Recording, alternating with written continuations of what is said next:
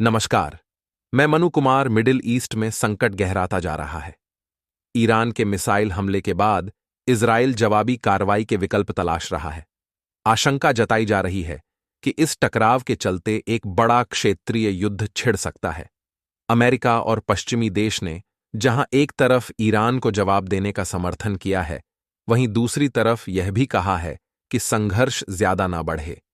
इन सब के बीच यह तो लगभग तय माना जा रहा है कि ईरान में इजराइल की तरफ से किसी न किसी तरह की कार्रवाई हो ही।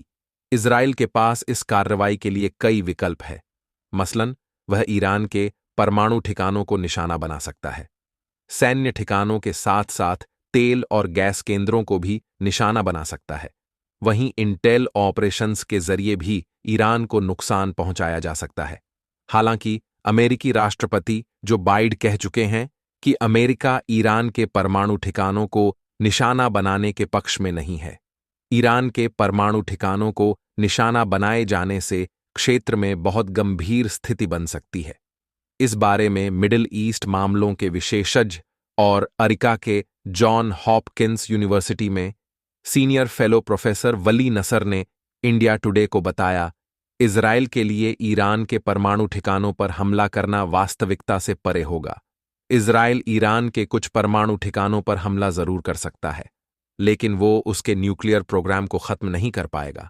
अपने परमाणु ठिकानों पर हमले की स्थिति में ईरान अपने न्यूक्लियर प्रोग्राम को और ज्यादा अंडरग्राउंड लेकर जाएगा और इन हमलों के बाद वह परमाणु प्रसार न करने वाली संधि से भी बाहर आ जाएगा और खुद को एक परमाणु हथियार वाला देश घोषित कर देगा।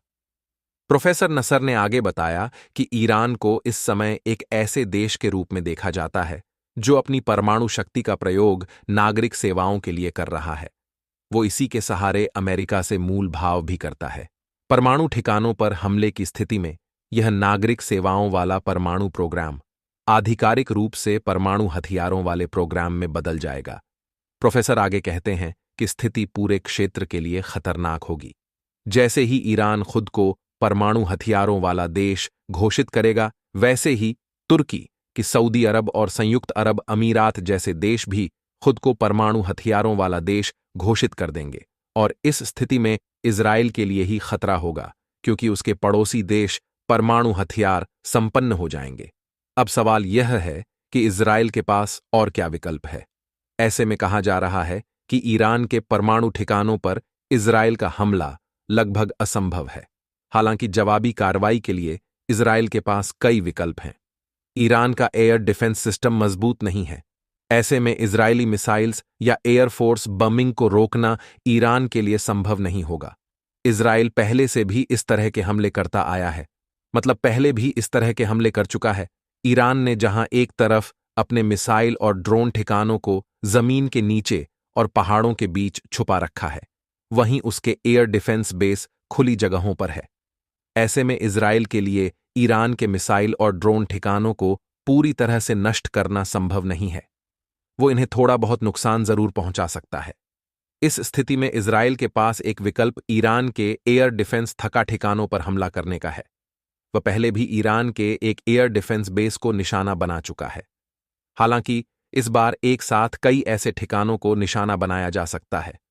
इसके साथ ही इजराइल ईरान में हथियारों के उत्पादन में लगी फैक्ट्रियों को भी निशाना बना सकता है। हालांकि एयर डिफेंस ठिकानों और दूसरी फैक्ट्रियों को निशाना बनाने में जोखिम यह है कि इन हमलों में किसी भी तरह की गलती बड़े पैमाने पर लोगों की जान ले सकती है। इस स्थिति में एक बड़ा युद्ध छिड़ सकता। संगीत है इजराइल के पास।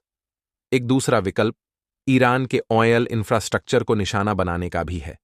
खास तौर पर वो एज्यूम मत कर लेना ईरान जो कच्चा तेल निर्यात करता है, इस बार का ईरान बहुत स्ट्रांग है। इसी अकेले इजराइल यूएस दोनों को साथ ही उन ऑयल प्रोडक्शन फैसिलिटी को यह देख रहे निशाना बनाया जा सकता है। यूनाइटेड नेशन जहां से ईरान की घरेलू इजराइल की निंदा कर रहा है।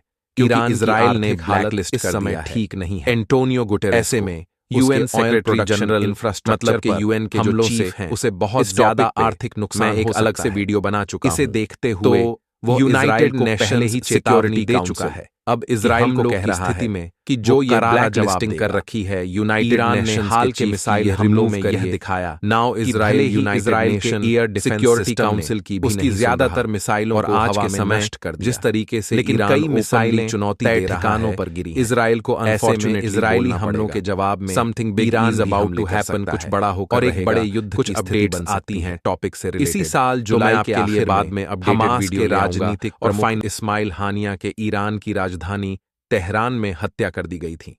आरोप इजराइल पर लगे थे। यह एक गुप्त इंटेल ऑन ऑपरेशन था।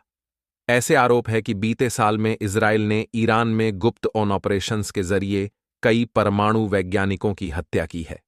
ऐसे में इजराइल इस तरह के और ऑन ऑपरेशंस को अंजाम दे सकता है।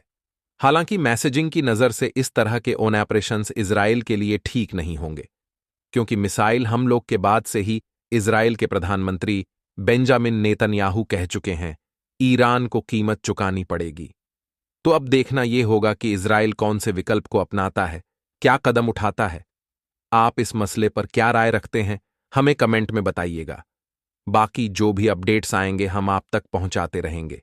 आपके लिए इस वीडियो की स्क्रिप्टिंग की थी मेरे साथी मुरारी ने। मेरा नाम सोनल है। देश और दुनिया के तमाम खबरों के लिए आप